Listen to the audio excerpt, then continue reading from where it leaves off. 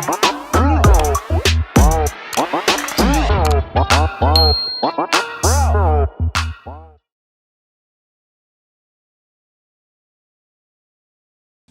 back, you guys. We are here for part 2. I don't know what we're calling this. This feels like mukbang for... Get your life together. Same. I am here today with, as you guys know, Ms. Jasmine Hajimomen, CEO and founder of Moment Tax Services, okay? She is the Creators Tax Strategist. Again, we will post her Instagram page up on the screen so you guys can follow her and make sure that you guys are getting your free 15-minute discovery calls in, okay? Yes. Find out if you even need what we're talking about, if anything, so that you're prepared, okay?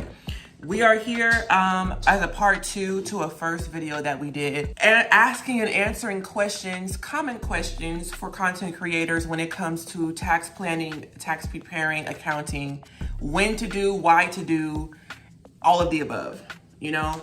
I feel like we got some really good questions in with the first video, some really good topics we hit.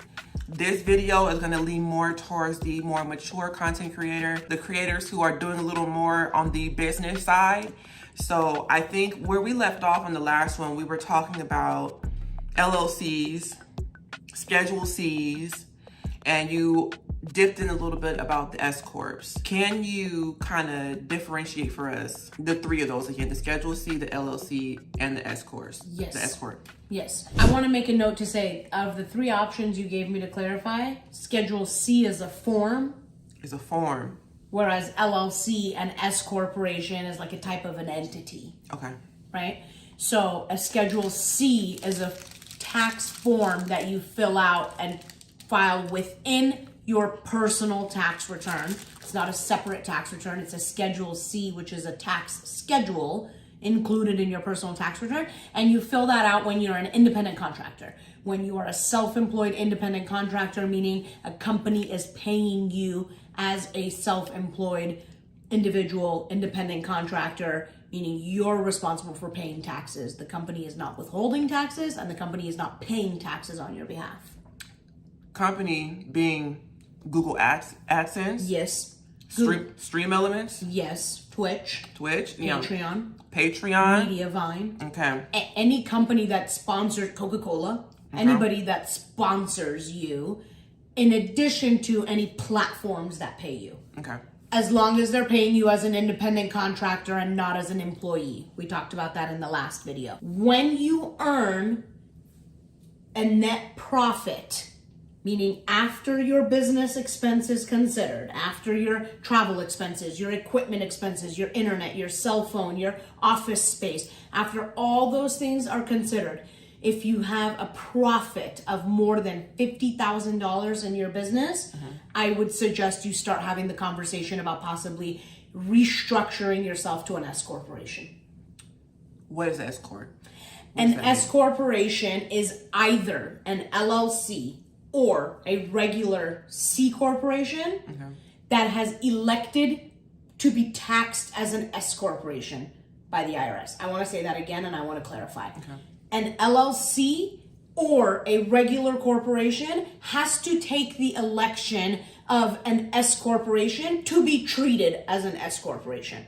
You can't go open up an S corporation. You can go open up an LLC. You can go open up a corporation, but you cannot go open up an S corporation because an S corporation is not something to open. It's a tax election to take. Okay. What's the benefit of taking one? Say you are reaching that 50,000 net profit. What's the benefit in going with electing an S corp? Good question.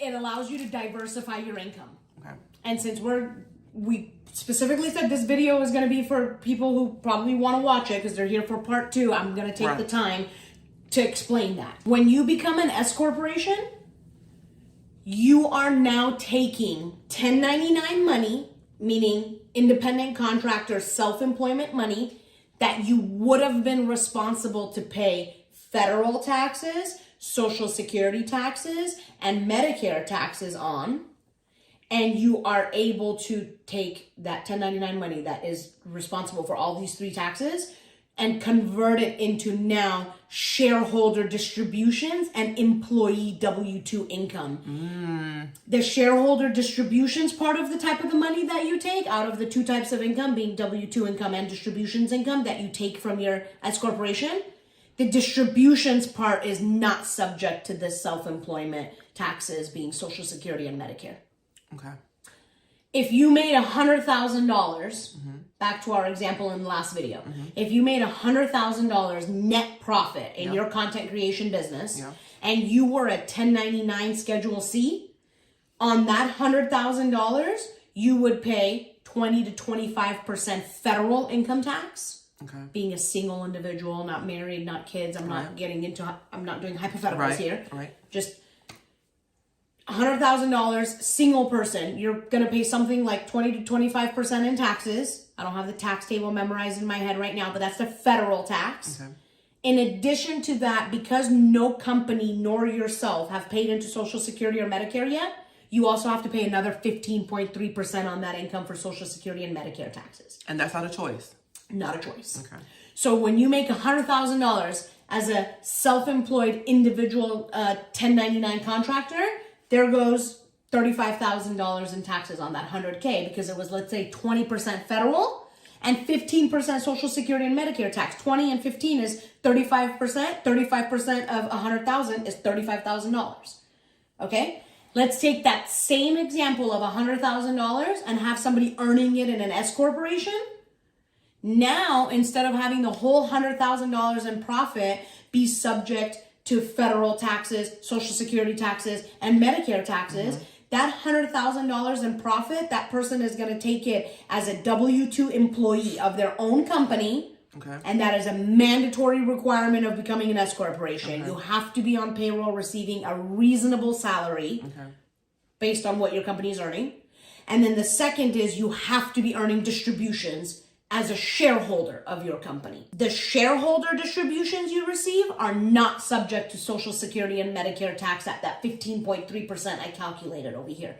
Okay. So if you have $100,000, instead of taking $100,000 of it subject to 35% in taxes, you take $100,000, worst case scenario, divided in two, 50,000 of it is subject to all these three types of taxes, because that's what you're going to earn as a W-2 employee of your own company. The other $50,000 that you earned as a distribution from your company is only subject to federal income tax and, of course, state income tax if you're in a state that has state income tax. The point being that the distribution income is not subject to Social Security and Medicare tax. So doing nothing else, I just saved you 15.3% of half of $100,000. So say we're there, say we are on payroll, receiving a W-2. What does it mean to be a shareholder? Shareholder of a company. What does that mean? That means you own a piece of, you are a shareholder of this company. You own a piece of it. Okay. Yep. So you, as House of Britani LLC, right, you are your own employee. Okay. And if you hired anybody else as an employee, they would also be an employee of House of Britani LLC, as you are an employee of. In addition to your payroll that you earn from House of Britani LLC, that money that I send you flat with no taxes withheld every month, that's the distribution you get for being the shareholder of House of Britani LLC. That is not subject to Social Security and Medicare taxes. Okay. Yep. Is there a person who does not qualify to be able to use an S corp, or can anyone with an LLC file to be taxed as an S corporation? Yes. That's a great question. It's not that you would be ineligible. Well, actually, there are eligibility requirements, like possibly like immigration and things like that. So, okay, but we're talking about income. It sounds great for everybody. Right? Just sign up for an S corp. Right, it does. Okay. I'm going to talk about the qualifications, like when it financially makes sense, tax returns. I'm not talking about like eligibility of like what would, 500 shareholders. You can't have more than 500 shares. There's all those things. But is there ever a time that financially it doesn't make sense for somebody to be an S corporation? Yeah, like if you're benefiting or if you're profiting less than about $50,000 a year, because the calculation and the taxes that you would save just aren't there in diversifying your income. And then if you're working with somebody who like wants to make sure you really do it only when it's beneficial for you and not just create paperwork for you to do and create a bill for themselves to be able to have you pay. Right.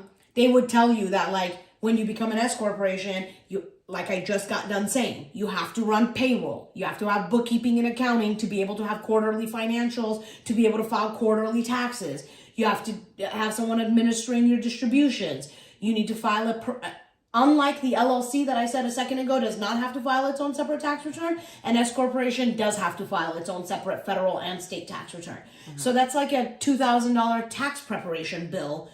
So like, it's not that you're not eligible to have one at some point in like earlier in your business as compared to later. You just want to make sure that you're getting that advice to become one from someone who doesn't want to just make a buck off of you from restructuring you and or just now having another $2,000 bill they can give you at the end of the year, but rather someone who's like, yes, you will benefit more in the dollars that you'll save by being one rather than not being one, which is about that $50,000 profit threshold. Now tell me, this is kind of off, but say someone is receiving, say, $50,000 within the calendar year from a 1099. Okay. And they do not have an LLC. Okay. They're getting paid straight into their personal bank account. Is there anything separate that they need to be doing when it comes to filing besides just making sure their taxes are under the 1,000 mark when it comes fiscal tax year? Separating your bank account. No matter how much money you're making, you should definitely be separating your bank account, business and personal. Okay. You should definitely be maintaining bookkeeping and accounting. Like Okay. you have a separate bank account in order to be able to take bookkeeping and accounting of that bank account to be able to create a profit and loss statement. Okay. To use it to file quarterly taxes.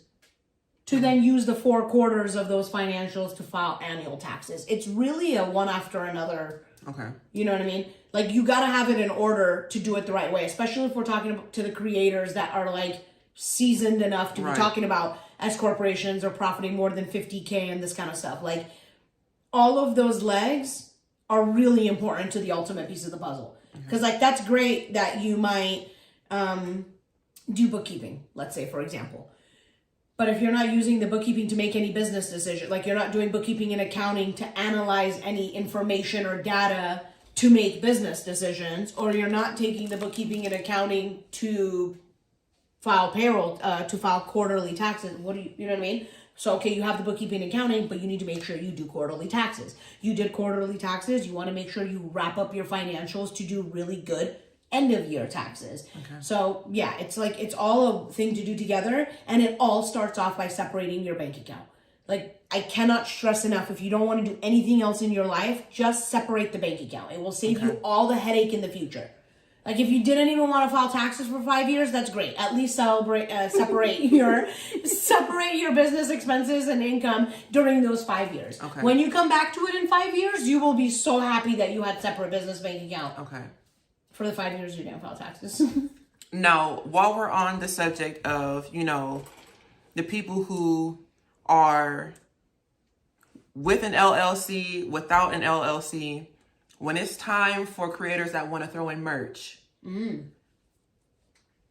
beneficial for an LLC to do this through, or beneficial just to receive all income straight into your separate personal account? I love that question. And I will always tell you to separate your business ventures with separate LLCs. Okay. Absolutely. Okay. Yes. If God forbid you've come across some legal issues in your merch business, you don't want them coming and taking your $3,000 camera as a liability. Your merch business has nothing to do Please. with it. You know what I mean? You want to separate everything that you can. Buy a rental property, put it in a separate LLC. You buy a second rental property, put it in a separate LLC. You separate your business ventures. You have holding companies.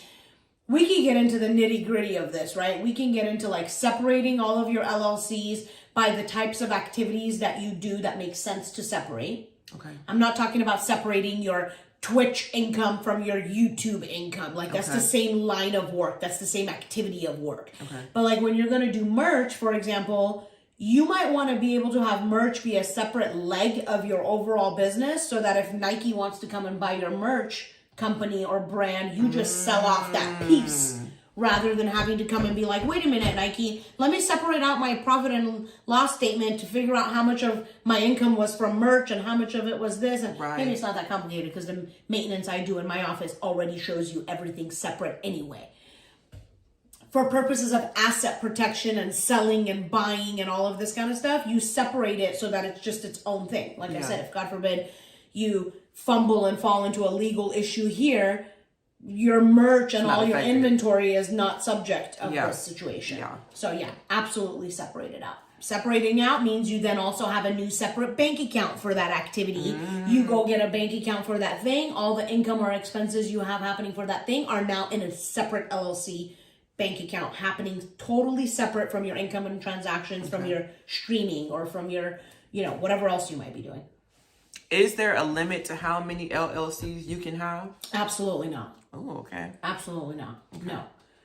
No. Is it ever a tax conflict by having multiple? Never. Not at all. As long as you keep track of all of those things and you're not opening up LLCs in random states and not remembering what you opened where and when and all of that, no, there's absolutely no repercussions of having multiple LLCs in any capacity. The repercussions come in when people start getting letters in the mail 3 years later with state fees, like, from California saying, hey, you opened up an LLC 3 years ago and you never filed taxes. And they're like, oh my God, that's right. My uncle told me I have to have an LLC. And I opened one and then I forgot about it because I went back to school. And these $800 a year annual franchise tax boards of California have been racking up. 3 years later, they have like a $2,000-$3,000 bill with penalties, interest, this, that, and the other. And they're like, I never did anything with the LLC. Well, yeah, but you birthed it. Okay. You got to do something. You gotta close it. You gotta raise this LLC. You gotta raise this LLC and do something with it, Tell me, because it's just kind of off, but I remember, I don't even know if people do it as often anymore. Because I feel like everybody just runs to an LLC. But DBAs. Oh. Who you been working with, girl? The creators tax. We didn't talk about DBAs. I feel like that's everybody's first step into business. Yes. Is there any tax laws that go along with DBAs? Let's talk about it. So first of all, a DBA is an acronym for doing business as, which is the same thing as a fictitious business name. Okay. You go get a DBA, or otherwise known as a fictitious business name, when you want to represent yourself as a name, like as a brand, something other than your legal name, but you don't want to go get an LLC and do all of that. So it's not an entity at the state level. It is just a certificate that says Jasmine Haji Momin is doing business as Momin Tax Services. If Momin Tax Services was not a corporation, that would be, as a matter of fact, when I started my business, I had a DBA. I had a DBA for Momin Tax Services. And then when I felt like it was time, I became an LLC. And then from then, I elected to be taxed as an S corporation. So a DBA is absolutely a beautiful thing to get for many reasons. One of them being that, you get to present yourself as that brand name without having to go get an LLC and all that. You file taxes the exact same way you would whether you were a DBA or whether you weren't a DBA. Still using the Schedule C. Only difference is there is a line item on the Schedule C that says, if you have a DBA, enter it here. When you get a DBA, it's important that you get an EIN number from the IRS for that DBA. So you can. I was wondering that. Get an EIN number for the DBA. The important thing to know, and I swear I've literally never heard this said anywhere, and I learned it from an IRS agent on the phone. You can only ever get one EIN number because the EIN number corresponds to your social security number. And you only have one social security number. So you can only ever have one EIN number attached to your social security number because you are the entity. So the EIN number is being attached to you as an entity. The opposite of that is, like for an LLC, Same thing. You get one EIN number for the LLC. Okay. Per LLC or per corporation. Okay. So you're only ever one, Brittany, you can get one EIN per entity, you being the entity. So if you open up an LLC, White Cup LLC, and you decided you wanted it to be Silver Spoon LLC, these two things are going to have separate EIN numbers. Okay. Whereas if you decided you were going to get a DBA for House of Britani, and you got an EIN number for it, and then 2 weeks later you wanted to get another DBA called White Cup LLC, I'm sorry, not LLC, just White Cup as a DBA, you would have to call the IRS and have them reassign the EIN number you had for House of Britani as a DBA to now being an EIN number corresponding to White Cup as a DBA, because that EIN number corresponds to your social security number. Think about it this way. If I had an EIN number, 100,000 of them, and every time I worked with a company, I gave them a different EIN number, and I never went in as Jasmine reported the income I earned from that company, who would they tie it to? Isn't that illegal? It is. Okay. That's what I'm saying. I'm thinking, because that's a good scam idea. Nobody would be able to, that's why the EIN number has to be associated to someone's social security number. So there is a person at the end responsible for paying taxes on this money that's reported to this EIN number. There is this other thing called the DUNS number. DUNS number. DUNS. DUNS number. And the DUNS number is basically something that helps you build credit history under your business. Okay. So it's a number that's associated with your business credit. I've heard that on the scam side of things, but it's more, I don't even think it was a DUNS number. I think it was just someone who, they were able to sell you business credit. You know?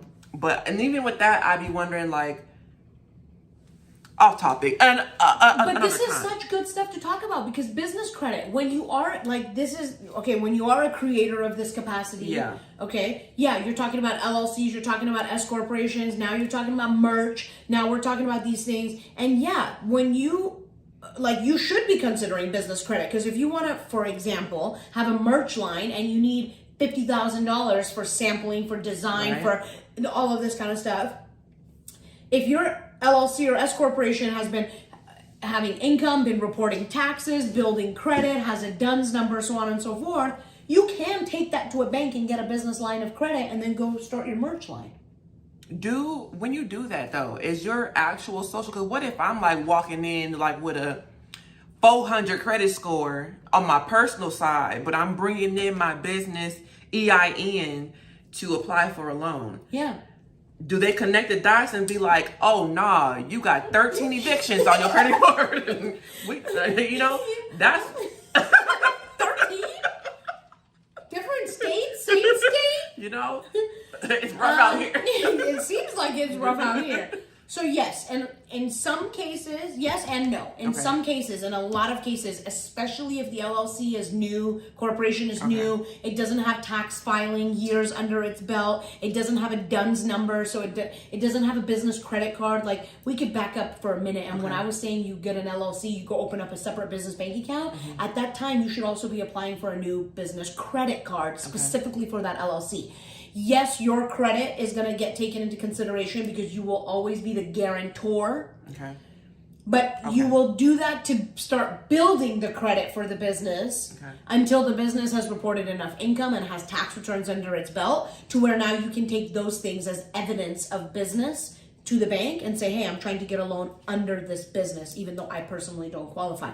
The business has income, the business has assets, the business has tax returns, the business has credit, it has a DUNS number, so on and so forth, and you build it that way. Now you go buy a car under your business, now you go buy property under your business, and you do I'm saying all of this to say, this is what leads us to now talking about like trademark and trusts and asset protection and wealth management, 401ks, and all of this stuff to take what you're doing creatively and actually build a business around it and create wealth for yourself around it. Trademarks. At what point are you trademarking your business name? Are you trademarking, I don't know what the other question was. It's in my mind right now. A brand, exactly. Yeah, you could trade both. You could trademark a sound. You can trademark a logo. You can. Okay. So I like to use Nike as an example when I talk about trademarks, because the cool thing about Nike is it really demonstrates all the components of how you have to trademark something. So example, Nike, they have a trademark for the word Nike, being the 4 letters. Right. They have a separate trademark for the swoosh. Okay. They have a separate trademark for the word and the swoosh under each other as an image. Dang. Because you like the Nike with the swoosh under it is a different image than Nike by itself, Right. which is a different image than the swoosh by itself. Okay. And regardless of which one of those individual pieces you might look at separate from each other, you would still think Nike. Absolutely. Swoosh makes you think Nike, Yeah. Nike makes you think Nike, and Yeah. Nike and swoosh together makes you think Nike. Yeah. So in order to make sure that no one's using the swoosh under whatever else to make people think Nike, they also have that trademarked. Okay. So yes, for example, like for you, you would have, and you do have a pending trademark for House of Britani as the name itself, and then House of Britani as a logo with the words, with the font, with the color, with all of that kind of stuff. And then like, let's say for example, there was another word or something out there that you frequently used, or that you know, like Kylie Jenner tried to trademark, remember that video she made, like Rise and Shine or something like that? She sang to her kid and she tried to, and then like it went viral, the word Rise and Shine, because of the way she sang it when she walked into her kid's room to wake her up, right? So she tried to go get a trademark for Rise and Shine, and they were like, yeah, no, people have been saying Rise and Shine for centuries. You can't trademark that. So like, it can't be too general, it can't be too this, it can't be too that. And usually when you trademark, not usually, all the time, as part of the application, you have to disclose, is this a verbiage or logo or name or something that you've already been using? Meaning you have a website, you have social media, you have merch, you have this, you already use it, you're just now coming to protect it? Or is this an idea you have and you're coming and protecting it before you do anything with it and it doesn't even exist yet? If you got receipts, does it make it, better? Yeah, the trademark process is right now like an 18-month process. And like 6 to 9 months in, we get assigned an attorney who looks into the everything of what you're trying to trademark. So yeah, absolutely. It helps the process become more solidified for that attorney trying to approve you for this trademark. If you already have, an Instagram with it, you got a website with it, you have some merch with it, like you're trying to show and prove how this is something that you should own, and like it's branded to you, or it's unique to you, or it makes people think of you, something you want to protect. Trust. You included trust in with trademarks. I don't even know the real definition of a trust and what it's actually used for. Can you explain that? Yes, a trust is an asset protection vehicle. Okay. Meaning it's something you use to protect your assets. Right. You put stuff in it for multiple reasons. One, most importantly in my field, of course, is to be able to pass assets down as tax-free as possible. Okay.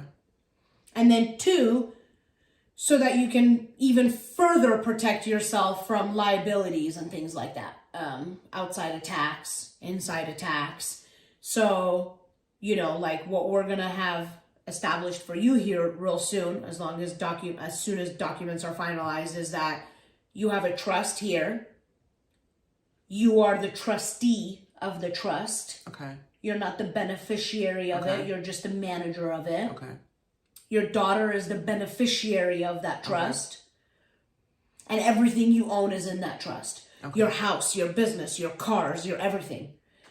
And in the future, your life insurance policies, Brazil will not be the beneficiary of your life insurance policy. Your trust will be the beneficiary of your life insurance policy. So that when it gets passed down to Brazil, we're avoiding taxes on that insurance that's going to pass down to her. So is the trust solely for the purpose of passing it down to a beneficiary, like to have Yes, because a trust is set up to be a trust that has a trustee to manage it, and ultimately it's got to have a beneficiary.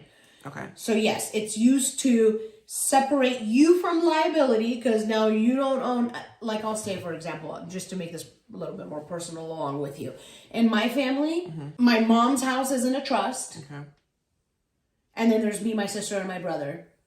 None of us are the beneficiaries of the trust. We all have trusts that are the beneficiaries of my mom's trust. Okay.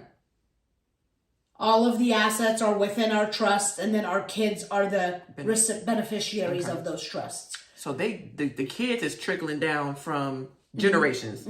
Okay. So I don't own anything. You could try to get what you want from me. I own nothing. I'm not out here doing anything, slimy for anybody to need anything from me. But if you tried, I'm pretty dry. You better go find Tarek. Exactly. And then I'm gonna wrap it up to where he doesn't really own anything either pretty soon. So yeah. Okay.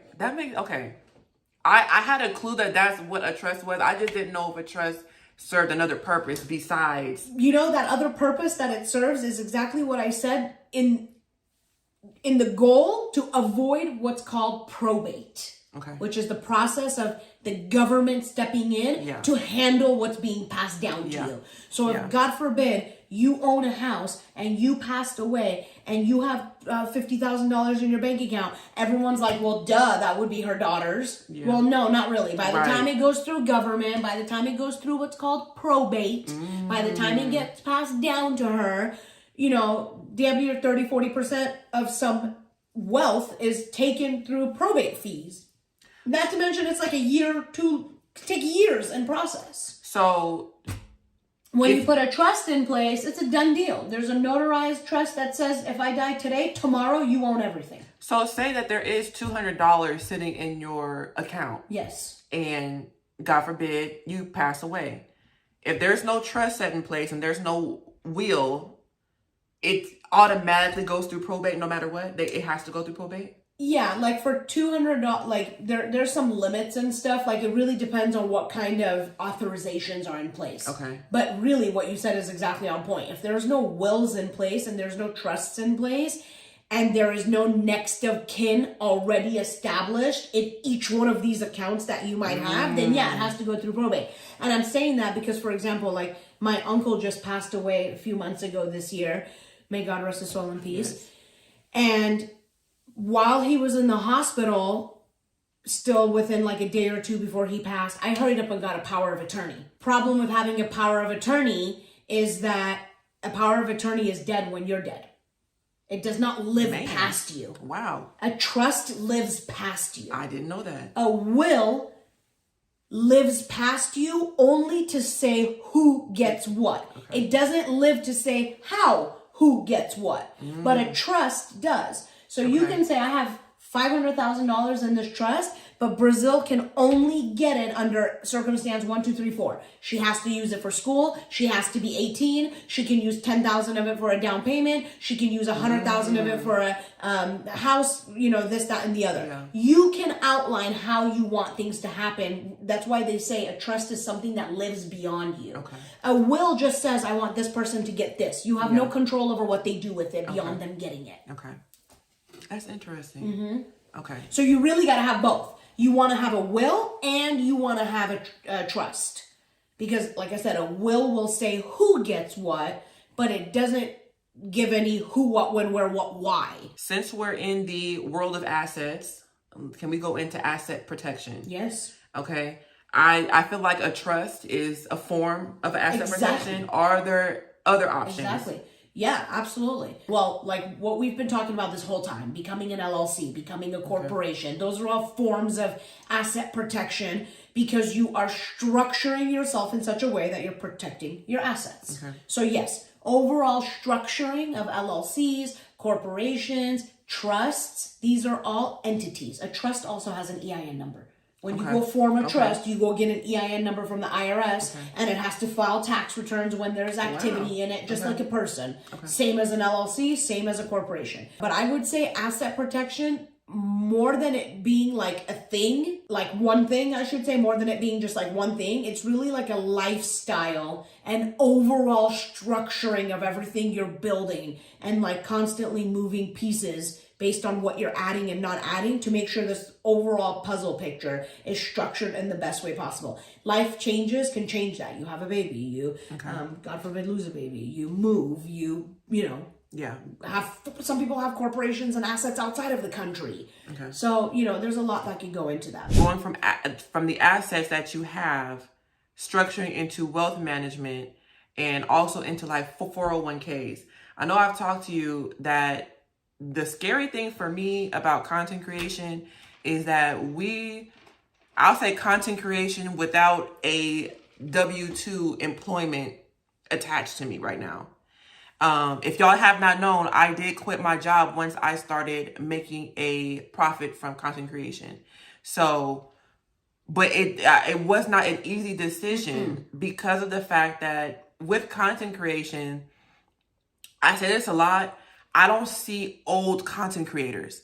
And I'm not saying old as in age old making content right now. I mean, I don't see old content creators who have retired from years of making content.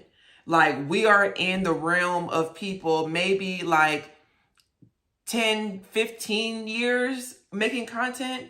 We haven't seen too many people retire in old age off of this and know what that looks like, to really feel safe in it, for me at least. So it's like, can you kind of get into the fact of 401ks for self-employed people? Yes. So when you become an S corporation, or when you restructure in your S corporation or a C corporation, there's different options that you'll have available to you depending on how you're operating. But you can absolutely open up your own 401k, and you should. And that's next on our plan for you. Yeah, because first of all, we need to do it as a deduction strategy on your tax return. Okay, so beyond, like, my first reason to do it would be to reduce your taxable income. Okay. Number 2 reason would be to help add into your savings. But something I haven't really had a chance to tell you yet that is part of our plan, that you just don't know about as part of our plan, is that I'm not relying on a 401k for you to retire. Okay. A 401k is and was established, and I don't want people, coming out after me for saying this,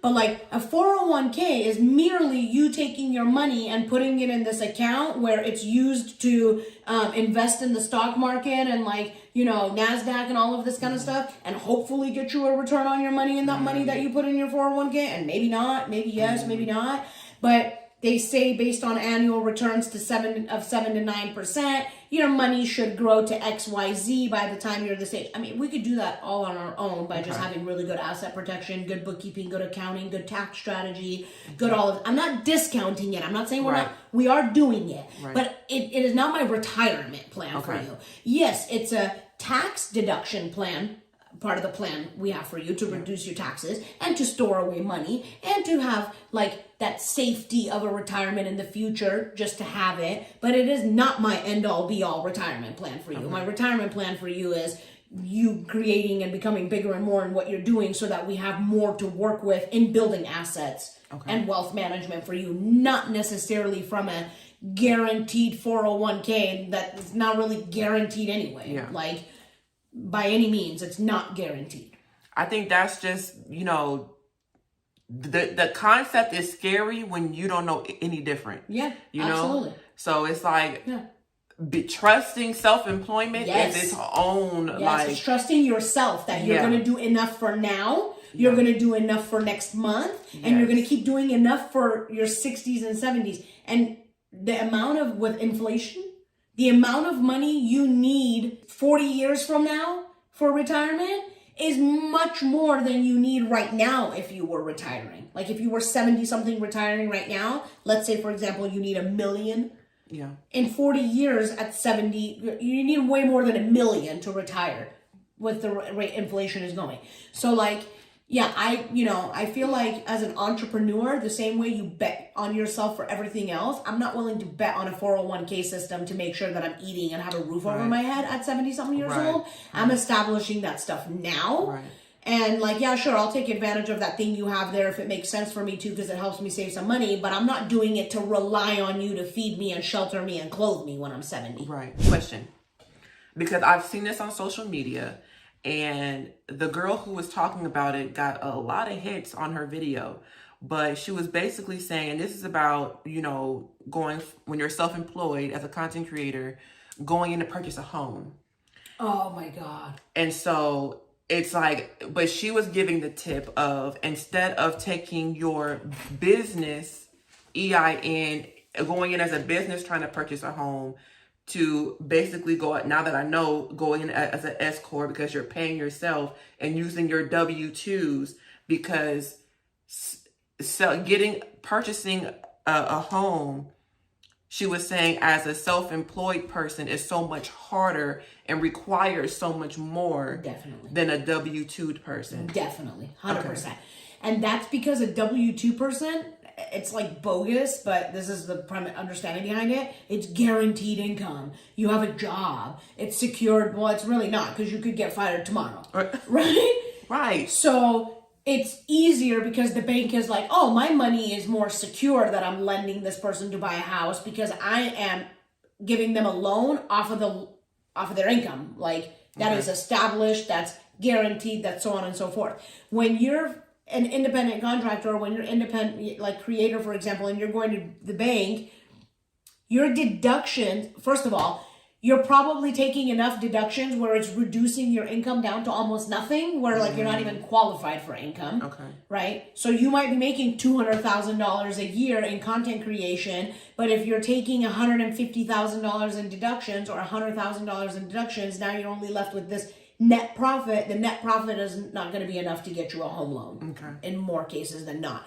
And even if it is, they see it as unreliable, unstable income because there's no rhyme or rhythm to it. It could be more, it could be less, it could be, paused, it could be there's no contract. So their banks are weary of giving it to you, and they don't say no. They'll give it to you. They'll just charge you a heck of a lot of interest, right? So it's like, it's usually called something like getting a bank statement loan. They're relying on your bank statements of how many deposits you had to give you a loan, rather than a W-2 and some paycheck stubs. So to the point of this video that you're referring to, yes, like you right now as House of Britani LLC, if you're going to go buy another house, you're going to show them your paycheck stubs, you're going to show them your profit and loss statements, and you're going to show them your tax returns, because that's going to show your W-2 income that you earn as an employee of your own business. You're going to show them a K-1 statement, which is representative of the distributions you earned as a shareholder of your business. And then you're giving them your tax returns to show the whole thing as a puzzle. Here's the corporation. I'm the owner of it. I'm the employee of it. Here's how much it made. Regardless of how much expenses are on this corporation tax return, it doesn't matter. I have my guaranteed salary from this corporation. And here's that in a W-2 and some paycheck stubs. Can I just say something? Tell me. I kept up with that whole spiel. But I tell you, it's only because I watched the first video. I'm telling you. It makes sense. It makes sense. In order. It makes sense. I hope y'all are able to keep up and be proud of yourselves, because this... It's like light bulbs. Yeah. And I swear, for some people, it might be... It's not boring for me. I could do this all day long. And I do it all day long. A little bit of information that you might just take and put it in the back of your mind can save you so much money. Yeah. I talked to somebody today who's a new content creator, blogger. Yeah. Okay? They're making $60,000 a month. And I just want to tell you what this man said to me. Freaking K. Yeah, let me tell you what this man said to me. Blogs. I asked him, when he said he makes $60K a month, I asked him if that was gross or net, meaning is that the total amount you earn and then you take expenses and then you get to your net profit, or is that the net profit amount? And he said, no, I don't deduct expenses. I take the standard deduction. And I gulped. I took a deep breath and I said, okay, I'm going to back up for a second. I want to understand what you said. I said, are you telling me that you take no expenses against your business income? And he said, yes, I was told that I shouldn't itemize my taxes unless I have expenses that are more than the standard deduction. This man is saying the right thing, but about the wrong topic. So yes, it's the case that you don't itemize your taxes unless you have qualified write-offs larger than your standard deduction, but that's talking about your personal tax return. That's not talking about your business tax return. There is no minimum number of expenses you need to have before you start deducting expenses from your business tax return. So it's like two different things we're talking about here. Over here on Schedule A, You only itemize your deductions if you qualify to itemize your deductions. To qualify to itemize your deductions would mean that your deductions are more than the standard deduction that the IRS would give you for either being single or married or head of household. Okay. Oh, Jasmine, how can my expenses be more than the standard deduction? You have to be a homeowner, because the only expenses that are qualified expenses to add to see whether you exceed the standard deduction or not is mortgage interest, property taxes, and donations. Okay. So you have to have those, between those three expenses, basically, are like medical expenses above 7.5% of your adjusted gross income. Basically, between those expenses, if those expenses exceed the $13,000 deduction the IRS would give you for being single, or like the $25,000 deduction the IRS would give you for being married filing jointly, then you can say, no, IRS, I'm going to claim my mortgage interest of my house. I'm going to claim my property taxes. I'm going to claim my medical expenses and my donations. And that number is more than the 13 or the 25 you're automatically going to give me anyway. Okay. That's on the personal side of the tax return. That's on Schedule A. On Schedule C over here, homeboys doing business, you should be deducting every dollar of everything. There's no minimum to me. Okay.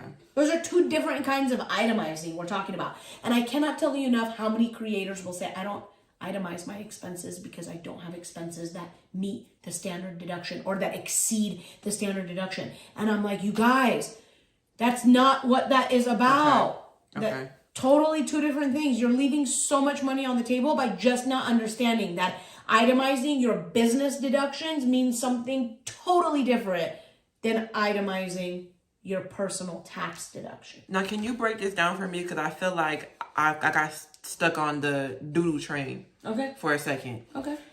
When you say the deductions from, say like you made $200,000 and you got $150,000 worth of the deductions, and then you're left with $50,000. The 150 are the things that you're itemizing out that you paid for during that year going towards the business. Yes. The 50,000 that you're left with, is that what you pay taxes on? Yes. Okay. And that's what you would deduct the itemized deduction from anyway. The 13 if you're single, or the 25 if you're married. Okay. Yes. Okay. You get that 50, you take the 50 to the first page of the tax return where you're saying this is how much my income was. Okay. And then the IRS is like, okay, are you single? You get a $13,000 deduction. Okay. Are you married? You get a $25,000 whatever deduction on the entirety of all these things you have added in your personal income. But you're absolutely right. The first $150,000 are business deductions. Okay. It's not even your income. You got the money and spent it. Because in my mind, Jasmine, it's like, okay, on one hand, and I may be completely off, but in one hand, you're like, I would love to keep that 200,000 number to like, I made $200,000 for my business. But that's not what's going to be on paper after all the deductions. Mm-hmm. So it's like, is it a matter of, I have to make double that in order to see? Yes. Okay. Which goes back to the buying the house thing. Okay. People are always like, I work with so many realtors, or loan agents very, very closely when it comes time for a creator to buy a house, because they're like, I don't know what this guy's asking me for. And then the guy calls my office and they want like 360 things. I say that to say 9 out of 10 times the creator has, or self-employed person, doesn't matter creator or not, has so many expenses, like I said earlier, on their tax return where that $200,000 number is coming down to like a measly 50 or 60 or whatever. Okay. And so when they go get a mortgage, their income is being calculated off of $50,000. Yes. Okay. So that's why you need to be on your own payroll from your corporation, so that no matter how low that profit number ends up being, that's not what you're relying on to get a mortgage. You're relying on that being the cherry on top of your payroll. Okay. W-2 money. I'm just saying. Okay. You know? It's making sense. I'm just saying. Another question. Say that you are, is there any penalties? Because I'm just thinking, like, you know, content creation is a very, until you get to a certain point in your consistency journey, I'll call it, you know, it can be very up and down. and you may have a good few months, and then you sink down a little bit. Entrepreneurship is lonely. It's very lonely. Hard. It's very lonely, and I don't think it's sought after as such a luxury and thing. Yes, it's great, but nobody talks about how depressing it is and too. Lonely. Yes. That's why the ups and downs that you're talking about, I found it worthwhile to mention it here, because a lot of the ups or downs is because it's lonely. It's because it's lonely. So I'm wondering, is there any, because during those down months, it's like if you don't have your money associated to get you through the down months and you drain your business account, are there penalties for that? Like, is there any tax? Is there a certain amount of time that your account, I just be... Nothing tax related. Nothing tax related. Of course, to your bank account, there might be overdraft fees and things like that of nature, but nothing tax related. Okay. And it's a good question that allows me to say something about being an S corporation that I would have liked to say, but it would have been confusing in any other place other than here. Okay. An S corporation is a pass-through entity, meaning the profits and or the losses that happen at the corporation level trickle down to your personal tax return for you to include that positive or negative in your personal tax return. Okay. Pass-through entity. Everything from the corporation passes through to your personal tax return. Okay? So in that case, regardless of how much of the physical money you have spent from the business bank account or not, if it's a green number, you're going to pay taxes on it, whether it's sitting in your bank account or you've already spent it. It doesn't matter. Okay. At the end of the year, the number that's the positive or the negative is being reported on your tax return in the personal side, regardless of the number of dollars sitting in your business bank account. Is there a downside for closing out your LLC? Like just saying, it didn't work out in... Not at all. Okay. You just have to do it the right way. Okay. Meaning, from the time that you opened it, if you've gone into a new calendar year, you need to make sure that you file a tax return and check the box that says final year tax return so that that account gets closed at the IRS. You close the LLC at the Secretary of State level in your state. That way, 2 years from now, the state's not sending you a letter saying, where's the tax return for this? And you're like, wait, I closed that business. No, you didn't, because you didn't file a final year tax return and you didn't close it at the Secretary of State level. So you can't just stop using it. Okay. You need to file articles of dissolution to dissolve it. And you need to file a final year tax return and then close the bank account. With an LLC, with the S Corp, when you get to the point of having employees, what does that look like as the business owner issuing out W-2s? When it comes tax time, what should you be expecting as a business owner to be providing your tax preparer? As the business owner, well, you're going to have to provide like the bookkeeping and accounting. It really depends. Like, are you working with, and I'm not trying to take this as a plug period, but it kind of makes sense to say it. Are you working with an office or like a person that has all of those things in-house? In that case, you don't have a whole lot of gathering and anything to do. The person already knows what they need to do because they were doing the bookkeeping, the accounting, the payroll, the quarterlies. If you have like, ADP as your paycheck payroll company, and then you work with an accountant who likes to do the accounting but doesn't do taxes, at the end of the year you got to get all the payroll stuff, you got to get all the bookkeeping and accounting stuff, you got to give it to the tax person. Hopefully your tax person is a tax strategist, not just a tax preparer. Otherwise you're going to do the taxes and then take it to a strategist to look at it to see if it was any strategy put to it. So to answer your question, as the business owner filing taxes, you need to know who you paid, how much you paid them from the payroll side. And then from the accounting and bookkeeping side, you need to have financials of how much you made and how much you spent. All of those pieces need to come together. If you paid quarterly taxes, you need to gather how much quarterlies you paid to give it to the person doing your taxes. So they include that you already paid this amount during the year in that final year preparation. I don't recommend by any means that you have like 5 different people have their hands in on this side of like things. Like, just makes no sense to, doesn't make any sense to have like having to take information to make sure your bookkeeper is on the same page as your payroll person who's on the, because like If you're an S corporation, determining your payroll amount is based off of analyzing your quarterly financials. Like, I have to know how much profit you have every quarter to advise you on whether we need to increase your payroll, because how much you get paid on payroll depends on the IRS's standard of reasonable compensation. Your reasonable compensation is going to be different if you're earning $500,000 a year versus $200,000 a year. Okay. So if I'm not able to see that on a quarterly basis, how could I advise you that, hey, next quarter we need to increase your payroll? Or like, hey, you know what? You had a down month for the last 4 months, and based on projections, it looks like you're only going to make X amount of dollars this year. We can reduce your payroll so that you can pay less in payroll taxes. Tell me this, when we're on, payroll employees, for say that you are a creator who's making enough money to at least have help, that you're not putting on paper as an employee, but say like a family member who's assisting you, and you're paying them through Cash App or Zelle. Yes. Does that become tricky when it comes time to itemize where your money's going? It doesn't become tricky if you have that Cash App attached to your business bank account, and every time you send that family member money, the Cash App is being pulled out of the business bank account, because then every quarter, or at minimum every year, you're now reconciling your business bank account, and you could see how many times that person was paid and how much via Zelle. Which means at the end of the year, you'll prepare a 1099 statement for them and give them a 1099 statement for the amounts that you paid them via Zelle. If you don't, is there trouble on somebody's end if you don't issue your family member a 1099? Yes, because being a family member doesn't disqualify you from having to receive a 1099. So if you paid somebody more than $600, back to video 1, if you paid somebody more than $600 for work that they performed for you, you have to issue them a 1099. Okay?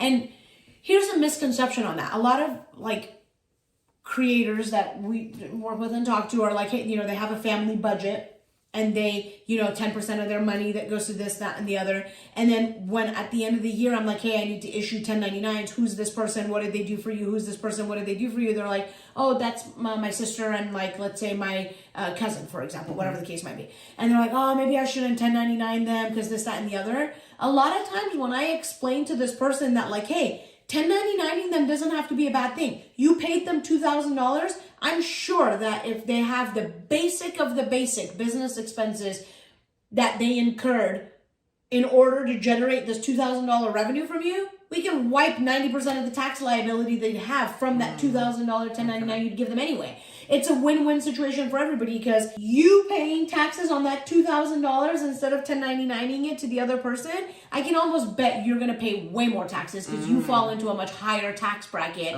than the person receiving a $2,000 1099, of which they're able to reduce with expenses, which is probably going to end up being like a $500, $600, $700, $800 1099 anyway. You should always 1099 anybody you pay, regardless of who they are to you. Is there ways around the 1099, like ways through, I know you mentioned Zelle.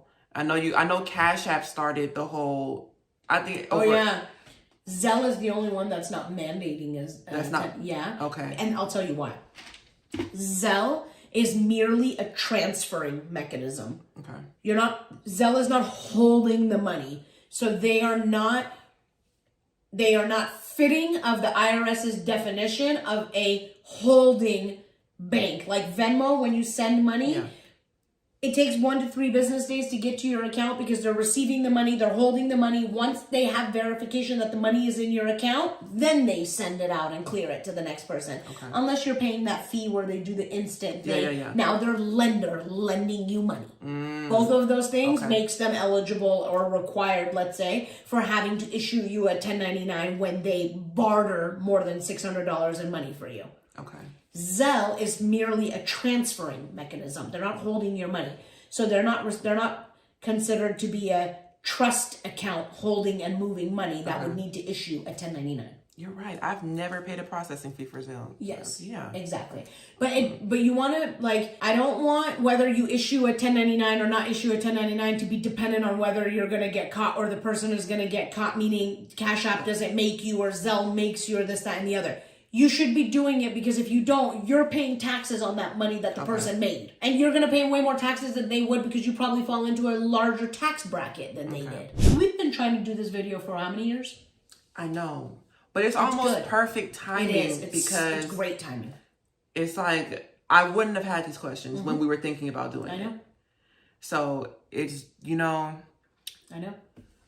Talking about, I'm thinking of scenarios that I know people would, probably be in and need to know if they need to get out and do something different, or if they're okay for now and need to prepare, for something larger. Yeah. So something like, I have a W-2 job. I work a 9 to 5. Okay. I'm a up-and-coming content creator, but I have merch I'm selling. Okay. Everything's going to my personal. When it comes time to prepare our taxes, is there anything that I need to prepare myself for on, because your merch is at this point a business that you're operating, but you're not operating it under an LLC. You're just freelancing it off of Shopify or something. What do you need to take to your tax preparer at that point? I know we're taking our W-2 because that's our, our usual go-to. Yeah. Maybe we did get issued a 1099 off that year. We made a little over 600. And what do we bring as far as the merch goes? Okay. First things first, I would say your W-2 money should be going into your personal account. Yeah. As you said, everything was going into your personal account. W-2 money should be going into your personal account. Content creation income, whether a business or not a business, an LLC or not, a DBA or not, it doesn't matter. At a minimum, just have it going into a separate dang account. Okay. I don't care what you call it. I don't care if it's personal. I don't care if it's business. If you could do it right and get it to be a business account and DBA or LLC or whatever. Some banks just give you business checking accounts with no DBA or LLC paperwork, and they just call it a business checking account. Okay. I say this to say, your W-2 income should be in your personal account. Your content creation income should be going into a separate account, and your merch income should also be going into a separate account. Let's just say your merch is going into your content creation account because you were like, hey, I'm a content creator, started selling merch. It's all part of my business. It's all going into the same account. Well, in that case, the accountant is going to do taxes off of probably either the bank statements so they can see how much money was deposited into that bank account. But at a minimum, you can go into Shopify and run a sales report. Okay. And then the good thing about, and you know what I should say, you should absolutely do that because then your Shopify report will also tell you how much fees were withheld for merchant services, processing fees, that credit card fees, and all the fees you paid, which is super important for your tax accountant to know, so that if you made $50K and paid $5,000 in processing fees, the Shopify report will show that you paid $5,000 in processing fees, so you can take that as a deduction on your tax return and not pay taxes on the full 50, but rather now at this point 45. Okay. Is there anything that if you did 1 year under your business, like selling merch, and the next year, is there like a certain, like we only saw one t-shirt the following year. Is there a point where you need to report that, or do you just stop reporting the sales you make? Is it, are you always reporting whatever you make from that point afterwards? Yes, absolutely. Okay. Yeah. You're absolutely reporting, because remember, merch sales is product sales. We're not talking about necessarily self-employment income right now, which is $400 or more if you earned it, or $600 or more for a company to issue to you. That's a business selling a product. Yeah. So you want to report any amount of product sales that you have. But to your point, if you sold a piece in one calendar year, you're probably having a loss on your tax return based on the subscriptions, Shopify fees, your internet, your so on and so forth. So it would even be in your best interest to report that, because now you're going to get a loss on your tax return that will probably offset other income on your tax return. Okay. So always report. Always report. It's never going to hurt you to report what you need to report. What hurts you is not reporting it in the right way. Okay. Right? And I was going to say this earlier when we were talking about deductions and like scammy people, and like you were saying, just report your income, don't try to hide it, they're going to come get theirs anyway and all that about the IRS.